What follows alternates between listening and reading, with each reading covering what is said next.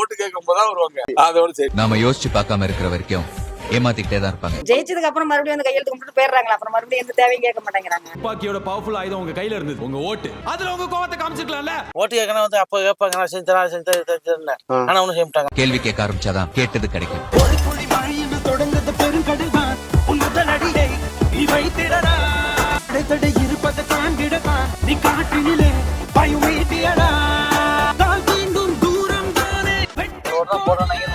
Current பிரச்சனை ரொம்ப செய்யறேன் படுவில் அநேக மாசம் அடிக்கடி பட்டி போடுவாங்க. ஓட்டு கேட்கணும் வந்து அப்ப கேட்பாங்க, நான் செஞ்சேன் ஆனா ஒன்னும் செய்ய மாட்டாங்க. நம்ம ஊரை பொறுத்தவரைக்கும் என்ன குறைன்னு இருக்கு, இல்ல என்ன தேவை இருக்கு? நம்ம குறையில பார்க்கும்போது நிறைய குறை இருக்குங்க.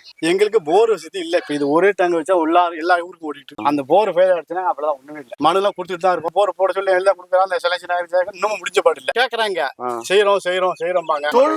செய்யறதா வந்து சொல்றாங்களோ ஒண்ணும் செய்யறது கிடையாது. ஊரே ஒன்னா சேர்ந்து கேட்டா கிடைக்கும். விவசாயம் சிறக்க வாழ்த்துக்கள்.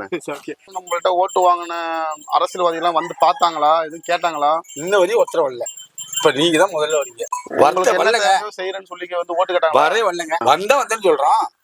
ஒருத்தருமே வரல. அவங்க எல்லாம் வள்ளியை கேட்கறதுக்கு ஓட்டு கேட்கும் போதுதான் வருவாங்க. அதோட சரி. தண்ணி வசதி தண்ணி தாங்க கிடைக்க மாட்டேங்குது. அதுதான் பெரிய வேதனை இருக்கு. யாருக்கு என்னங்க செய்யறா, ஓட்டை வாங்கிட்டு சரி செழிச்சு போச்சே நம்ம நல்ல பண்ணிட்டு இருக்காங்க. அந்த நேரம் தான் சொல்லிட்டு போறாங்க, அந்த நேரம் தான் பாக்குறாங்க. அப்புறம் பாக்கி நேரம் வர மாட்டேங்கிறாங்களே. அந்த பாக்கி நேரம் வர மாதிரியான ஒரு அரசியல்வாதி கிடைச்சாலும் ஏத்துக்குவீங்களா? ஏத்துக்குவோம், கட்டாயம் ஏத்துக்குவோம்.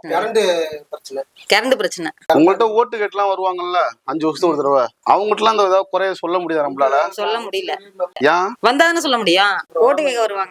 மக்களுக்கு என்ன குறை இருக்கு, எல்லாத்தையும் நிவர்த்தனை பண்றேன், எனக்கு ஓட்டு போடுங்க அப்படின்னு சொல்லி ஜெயிச்சதுக்கு அப்புறம் மறுபடியும் வந்து கையெழுத்து கும்பிட்டு போயிடுறாங்க. அப்புறம் மறுபடியும் எந்த தேவையும் கேட்க மாட்டேங்கிறாங்க. ஓட்டு கேட்க ரோடு பூரா மோசமா கிடக்கு. நமக்கு ரோடு தான் முக்கியம். குறைங்கிற கேட்கறது கேள்வியே கிடையாது. ஆனா ஒண்ணு செய்வருக்கு இந்த ஒரு பையன் இதுதான் நடக்குது. மக்களோட மக்களா இருக்கிற மாதிரி ஒரு அரசியல்வாதி நமக்கு கிடைச்சா ஏத்துக்குவீங்களா? ஏத்துக்கோங்க. சரி, ஏத்துக்குவோம். ரொம்ப நன்றிங்க.